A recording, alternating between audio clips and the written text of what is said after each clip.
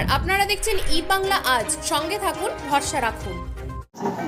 শপথ গ্রহণের পূর্বে আরামবাগ সাংগঠনিক জেলা সভাপতি শ্রী গণেশ চক্রবর্তী কি বললেন শুনুন।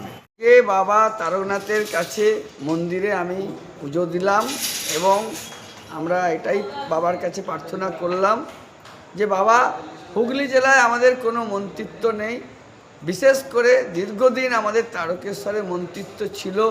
একসময় রাম চ্যাটার্জি মন্ত্রিত্ব পেয়েছিল, প্রতিম চ্যাটার্জি মন্ত্রিত্ব পেয়েছিল, পরবর্তী ক্ষেত্রে রসপাল সিংহ মন্ত্রিত্ব পেয়েছিল। তো যাই হোক, আমাদের তারকেশ্বরের উন্নয়ন চাই, তারকেশ্বরে বাবার মন্দিরকে কেন্দ্র করে একটা বড় করিডোর চাই, বড় হাসপাতাল চাই। এখানের মানুষ অনেক দিক থেকে বঞ্চিত, এখানে একটা বড় উচ্চ বিদ্যালয় নেই, অনেক কিছুই এখানে নেই। তাই আমরা বাবার কাছে প্রার্থনা করলাম অন্ততপক্ষে যেন আমাদের সন্তু পান একজন যোগ্য ছেলে, ওকে যেন একটা মন্ত্রিত্ব দেওয়া হয়। তাই বাবাকে জানালাম, বাবা আমাদের কথা নিশ্চয়ই রাখবেন।